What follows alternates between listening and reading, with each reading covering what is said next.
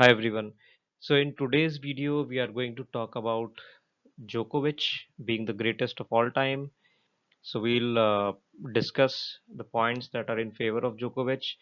Now, even though he's behind Federer and Nadal in terms of the Grand Slam count, but still looking at the other factors, we definitely can debate that Djokovic might turn out to be the greatest of all time once everybody is done with their careers. So in today's video, we'll just discuss on the points that Djokovic has. So if you haven't watched my previous videos, I would request you to watch the same for case in favor of Federer as well as Nadal. And now finally we are looking at Djokovic. So we'll talk all the points that are in favor for him to be the greatest ever. So as discussed in my factors considered, we have the overall titles, we have the number one ranking, we have the technical game, mental strength, fitness, the unique selling proposition, the unique weapon, the head to head count, and also the fan and critic favorite. So these are the points on which we will try to see who stands on top. And if you look at the points table for Djokovic in terms of our priority calculation and our different factors calculation, we see that in Grand Slam count, Djokovic has less than Federer and Nadal, but it's not far. He's still not far away. So, and then in terms of Masters 1000, he has the most Masters 1000. So he's ahead of both Federer and Nadal in that category at 36. In terms of ATP finals, this stat might be incorrect here. So he's on five ATP finals, just one behind Federer. So we can take 1 point out of it. So it will be like 126 points in total, and then 75 points in total in terms of the top eight priority factors for judging the greatest of all time in terms of these factors. And he doesn't have any Olympic gold medal, so we haven't given any points for that. For number one ranking, he's right behind Federer with 287 weeks. Federer has more than 300, but I think he soon will be catching up that position as well. The relative weakness, I think this is one of the big points. Djokovic doesn't have any relative weakness, so he has the most complete game. If we consider the serve, the backhand, the forehand, the return of serve, the flexibility, the movement, the stamina, so and also the aggression on the play. So I think that uh, being said, he doesn't have a very good net game, but I don't think that's a weakness because he has been able to play well at that front as well. So that's why we have mentioned none as the relative weakness. Now we have the unique selling point for Djokovic as the backhand and the return of serve. So he has got the arguably the most balanced and most aggressive return of serve in the men's game, and he's compared a lot of times to Andre Agassi. He was also having a great return game. The head-to-head with Nadal and Federer, both good, so he's ahead in that category overall. The fan and critic favorite, I think, in this category, Nadal and Federer are both ahead of him. So, but these are not the priority factors as per the points table that we are looking. So again, it's everyone has different perspective, different priority points, so you can calculate your own points and then determine who is the greatest of all time for you. So moving on to the factors that point out in Djokovic's favor, as we mentioned, he doesn't have any relative weakness in his game. He has all the shots in the book, better record on hard courts as compared to Federer and Nadal. He has the unique weapons in his backhand and return of serve. Surprisingly, he has been able to beat Federer three out of four times at Wimbledon. That is Federer's best surface, even though Federer was not in his prime, but still Federer was playing well. And to beat him like three times out of four and the last three consecutive times, I think that shows a lot for Djokovic. Now, one thing that we haven't mentioned here is the mental strength of Djokovic. Now, he has that ability to come back from match points, and he has done that on big occasions against Federer.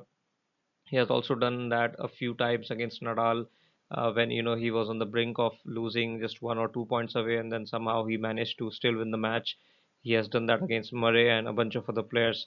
So he has that knack of getting back into the match and into the tournament, even though he's not playing well and he's almost out of the tournament. So that is definitely an example of his mental strength. Then talking about the consistency and longevity, of course, he has been consistent throughout his career. Initially, he had issues with his health as well as his issue with his emotions. But I think once he changed his diet, once he changed his routine, he has changed as a player and he has gotten fitter as well as mentally he has become very tough. He is also closing in on Federer's most weeks at number one, so that is a big record to have if you could get there. Then younger than Nadal and Federer, of course, so he has a little bit of more time to catch up with Federer and Nadal, who are sitting at 20 Grand Slam titles. So the next couple of years will be really important for Djokovic if he is to cement his place as the greatest of all time. Now, one other factor that we don't talk about much is how he has been able to reverse the head-to-head trend against Nadal and Federer. So initially, when Djokovic came into play in 2005, 2006, he was losing consistently to Nadal and Federer almost all the times, even though he was able to win a few tournaments like the Montreal in 2007, but he was still losing in the major events. Until 2008 Australian Open, he was losing against Federer as well as Nadal in Grand Slams. And even after that victory, it didn't change much for Djokovic. He kept on losing in 2009 as well to Federer in Grand Slams and Djokovic and Nadal in the French Open. But something changed, and that change came as his health went down, and then he made some effort. He changed his diet. He changed his routine.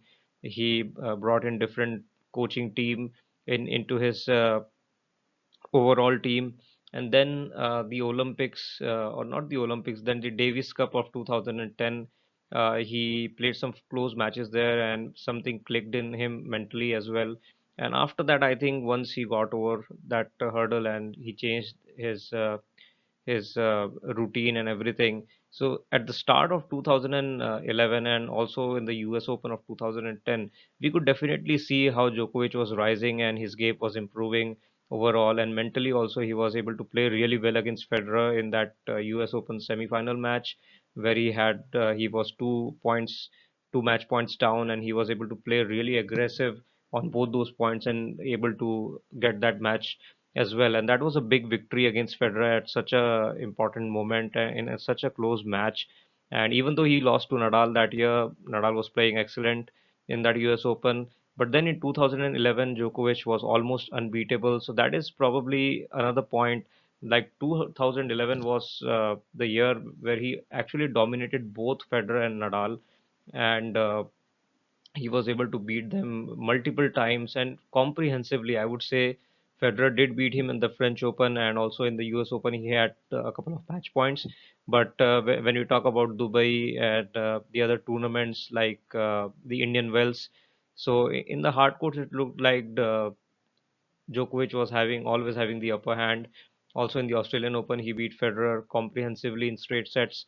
So I think Djokovic has been able to reverse that trend, and it's really hard to do so if you are losing like 5 to 6 initial matches against a player, then it definitely lowers the confidence level, and definitely it doesn't help at all. But Djokovic, because of his mental strength, has been able to reverse that trend and has been able to consistently beat Federer as well as Nadal over the years. So I think all these points are in Djokovic's favor. The only point that is not in his favor is the number of Grand Slam counts.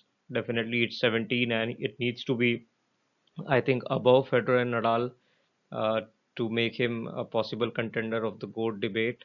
As well as, I think, one other point that sometimes goes against Djokovic is that once he won the 2006 French Open, he said that he lost a bit of motivation to play and motivation to win.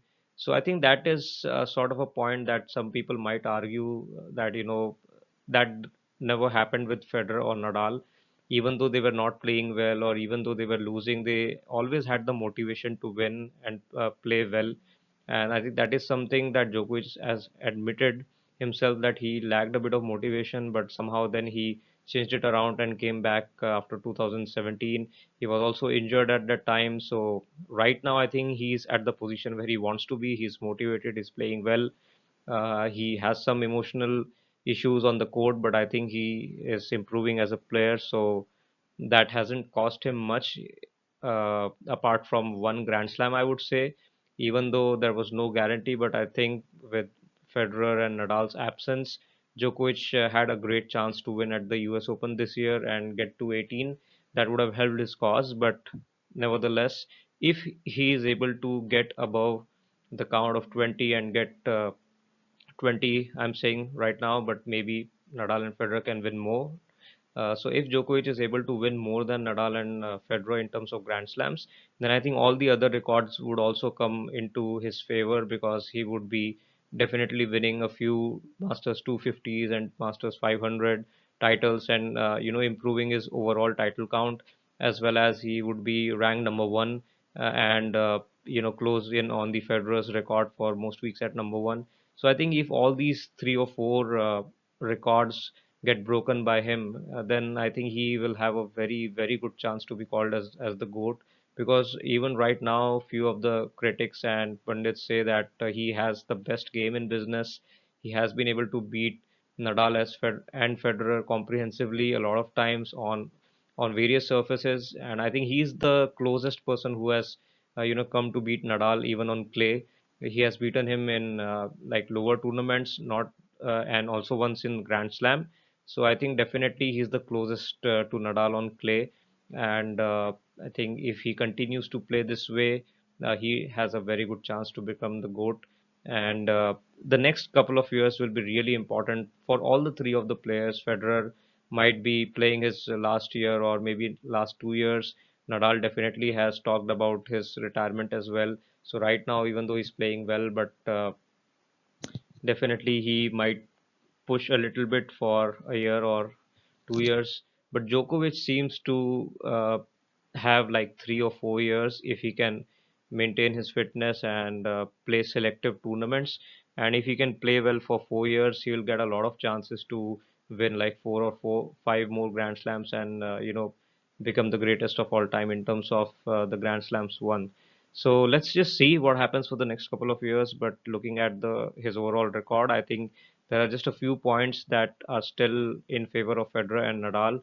But if he can play well, and in the last run in the next couple of years, if he can win a number of Grand Slam titles and also the other tournaments, then definitely he'll also have his fair share in the GOAT debate. So thanks for watching, guys, and do comment. What do you think? Who do you think is the greatest ever? What are your calculations in terms of your points, in terms of your priorities on the various factors? So do let me know. And yep, thanks for watching. Take care.